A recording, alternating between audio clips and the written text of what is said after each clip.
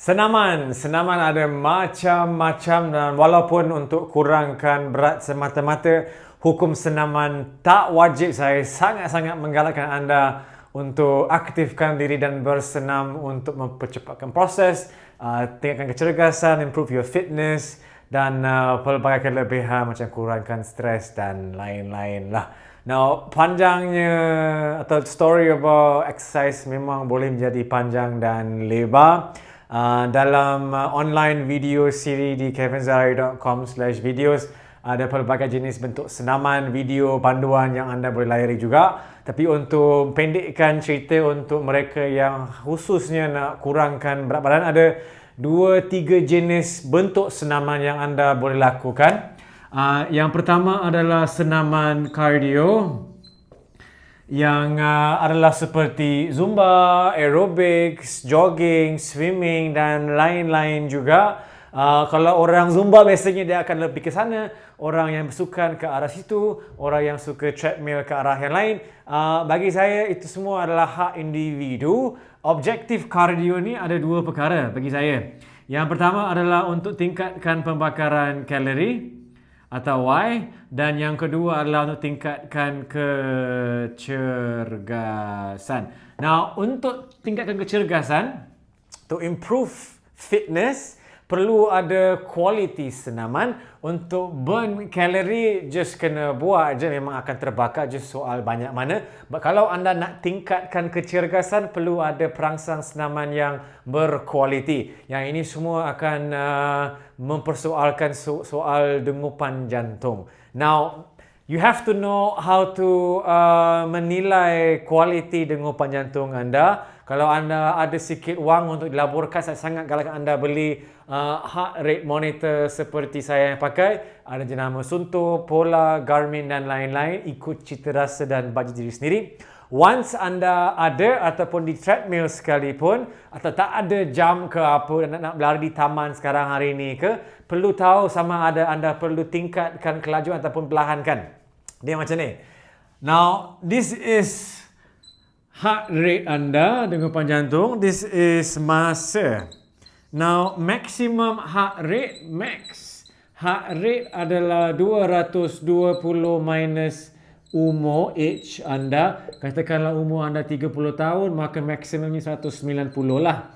Now, kalau 190 adalah 100% maksima, 190, itu terlalu tinggi. Nah, untuk zon senaman yang paling rendah, anda nak target 60%.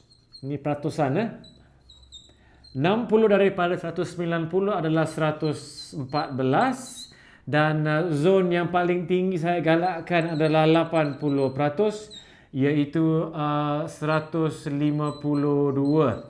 This is called zone senaman. Kalau anda punya heart rate dekat bawah sini, memang boleh pergi lama tapi kurang kualiti senaman. Tidak cukup perangsang untuk kuatkan cardiovascular fitness, iaitu kekuatan jantung. Jantung adalah otot badan yang perlu dilatih. Kalau bentuk badan yang lain, anda boleh pegang dumbbell dan melatih. Untuk jantung perlunya ada perangsang cardiovascular, tak boleh nak bagi dia dumbbell yang kecil. So, senaman yang berkualiti, untuk beban senaman yang berkualiti untuk jantung perlu minima 60%. Maksima bagi saya dalam 80%. Ada yang kata 85 pun okey lah. Tapi untuk safety zone bagi saya jangan lebih 80% daripada maksima dengupan jantung. Dan train macam ini dalam you punya training. Katakan anda train dalam zone, so anda kena push 80 kurang, push kurang, push kurang, push kurang, supaya jantung anda sentiasa kena meneka apa yang tengah berlaku. Bila dia sentiasa guessing what's happening, dia akan kuatkan diri daripada pelbagai segi. Dan pada masa yang sama, training jogging contohnya yang sebegini, yang high impact atau high intensity interval training seperti ini, akan tingkatkan pembakaran kalori pada masa yang sama.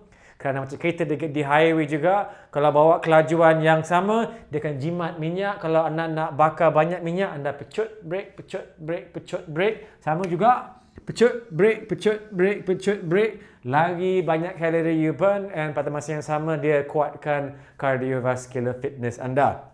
Now, if you have a heart rate monitor, agak senang, di treadmill pun boleh pegang. But katakanlah tak ada, kalau ini zone yang rendah, kalau nak tahu sukatan yang sesuai, di sini anda boleh gelak ketawa, senyum, tak rasa beban senaman, kurang berkualiti. Kalau di sini kurang senyuman, tapi rasa beban senaman, di sini memang tak boleh bercakap, rasa tercungak-cungak, termengah-mengah, itu zon yang terlalu tinggi. So kalau anda nak bersenam hari ini, tidak ada jam lagi, tak ada treadmill, di taman sahaja, anda senyum tak senyum, senyum tak senyum, senyum tak senyum, senyum tak senyum, and buat interval training. Jangka masa paling kurang 20 minit, paling lama bagi saya dalam 50 minit. Kalau lama sangat, takut gabungan mental fatigue dengan physical fatigue will lead to injuries.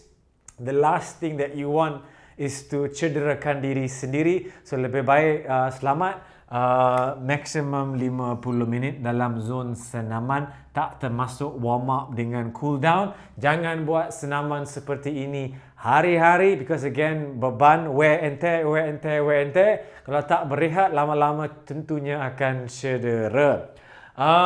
Anda boleh lakukan interval training ini di kat rumah, buat circuit training ke dengan body weight sendiri, buat burpees, jumping jacks, mountain climbers dan lain-lain. Semuanya ada dalam panduan video di YouTube ke di online. Saya sendiri pun ada juga. Kalau anda follow saya di Instagram ke Facebook, kita kerap paparkan senaman circuit yang berbeza-beza supaya lebih seronok. Okay, now cardio dah selesai. Senaman yang kedua yang kita perlu, yang saya rasa penting dalam kurangkan berat badan adalah senaman strength training lah. Tak nak panggil dia weight training, but we call it strength training.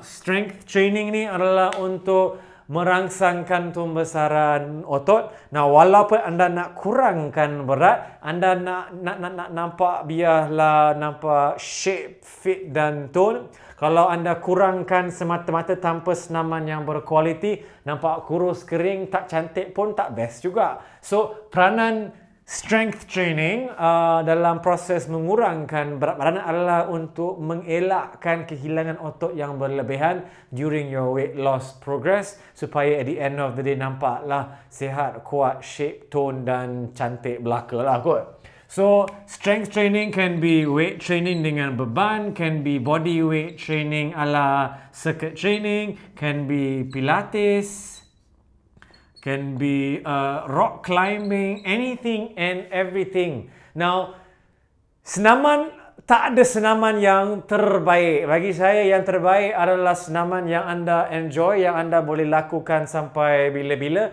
yang sesuai dengan kebolehan dan objektif anda dan juga sesuai dengan usia. Saya sendiri lakukan pelbagai jenis senaman kerana kalau sejenis agak membosankan. Saya sendiri ada cardio training, ada weight training, ada body weight training, ada bersukan, ada futsal, ada dodgeball, ada golf, ada tenis, ada muay thai, ada macam-macam, kerana lagi pelbagai bentuk senaman, lagi pelbagai rangsangan fizikal yang badan anda perlu sesuaikan diri. So you become overall a lot stronger. CrossFit is a very popular trend nowadays. Jangan ikut trend semata-mata. Bukan setiap senaman sesuai untuk anda. Bukan setiap senaman di YouTube sesuai untuk anda. Anda kena tanya diri sendiri, apakah tahap fitness anda, pengalaman anda, ada kecederaan ke tidak, dan sesuaikan senaman lifestyle dengan diri sendiri. Apa-apa sekalipun, jangan lupa aktifkan diri. Weight loss is not just soal senaman, berjalan, bermain dengan anak-anak, kemas rumah ke, angkat groceries ke, shopping, window shopping 3-4 jam pun banyak burn calories. It's not just about senaman di gym. Make sure you have fun dan biarlah aktif sepanjang hayat. Okay? Selamat bersenam dan membakar kalori.